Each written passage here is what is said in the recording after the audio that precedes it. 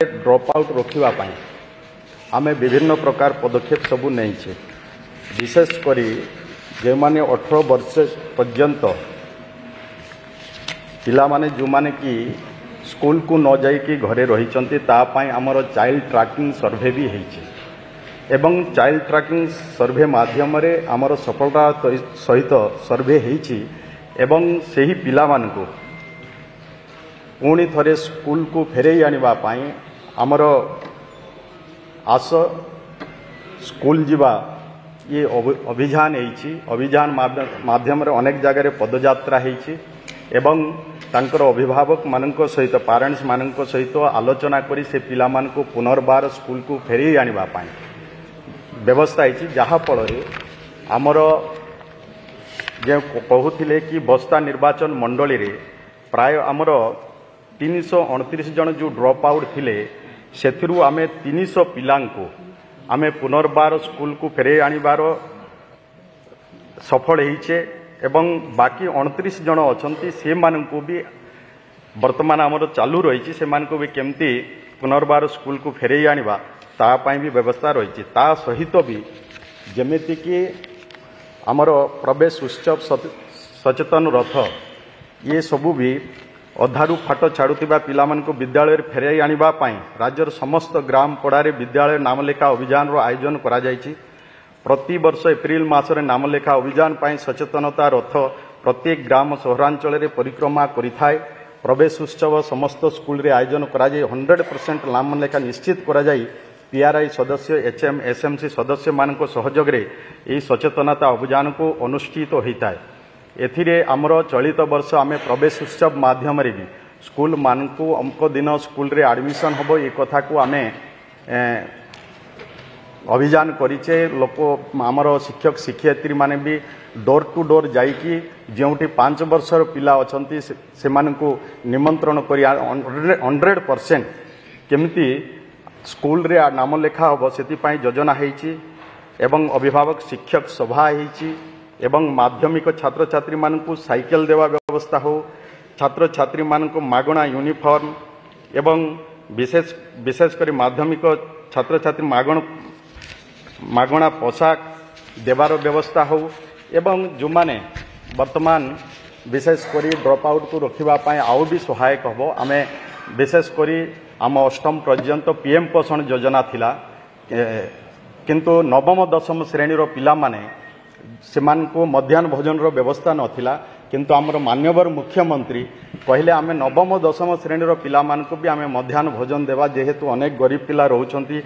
दिन रे सेमाने खाइबा पई पाउनांती आको उपलब्धि करी आको अनुभव कले आमर मान्यवर मुख्यमंत्री एवं वर्तमान आमे 10,80,000 पिलांको सीएम पोषण योजना माध्यम रे हमको तांको मध्याह्न भोजन देवार भी आमे व्यवस्था आम सरकार रे करिछे जहा द्वारा पिला माने उत्साह सहित स्कूल को जाउछंती एवं तांकर मान शारीरिक विकास दृष्टि रे भी सहायक हबो। ये कथा भी हेछि स्मार्ट श्रेणी गृह ई लाइब्रेरी साइंस लैब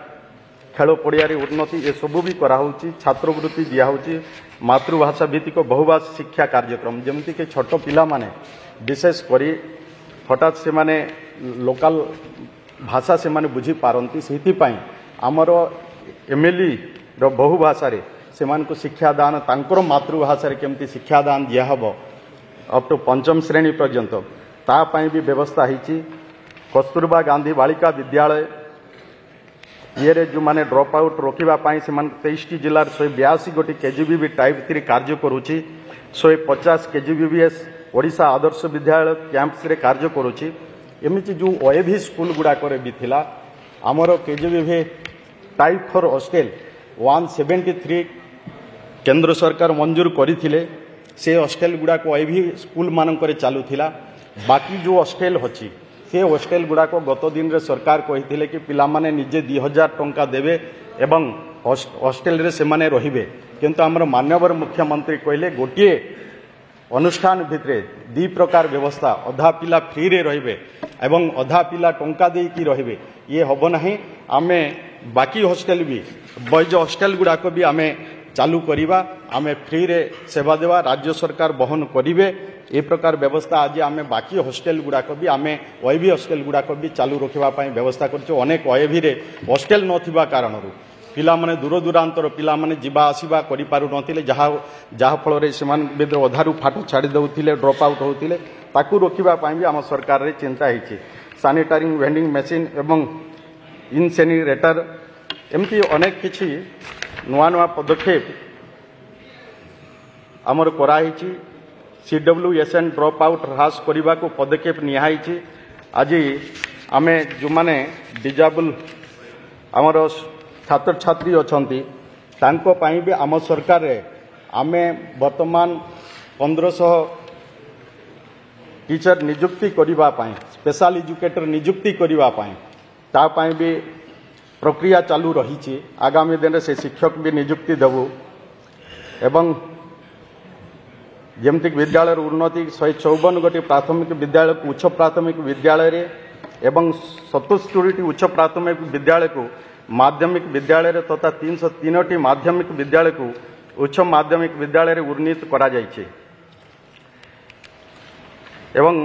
राज्य मुक्त विद्यालय 14 वर्षरु अधिक बयस जो छात्र छात्री मैट्रिक पर्यंत शिक्षा लाभ करि नाहंती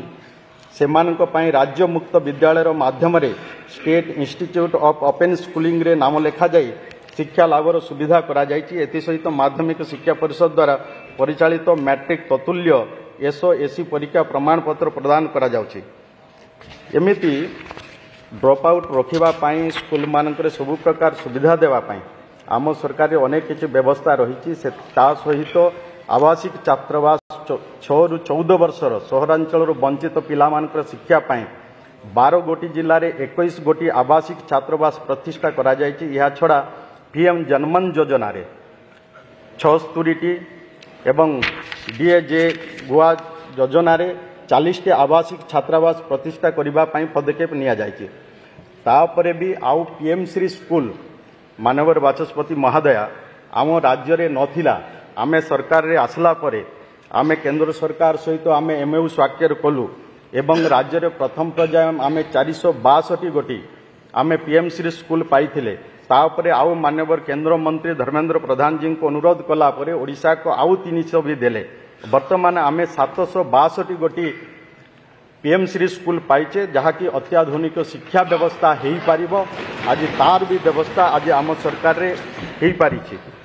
ता सहित भी जमती प्रथम रु 10वीं श्रेणी दूरागत छात्र छात्री मानक पई नियम अनुसार ट्रांसपोर्ट एवं एस्कॉर्ट सुविधा 6000 टंका दशम पई प्रदान करा जाउ अछि एवं मौलिक भाषा और संख्या ज्ञान फाउंडेशन लिटरेसी और नमेरेसी कार्यक्रम द्वारा प्रथम रु तृतीय श्रेणी छात्र छात्री मानक निमंते उभय ओडिया भाषा और गणित रे मौलिक दक्षता वृद्धि निमंते कार्य पुस्तिका अतिरिक्त पठन सामग्री बंटन करा जायछि वर्तमान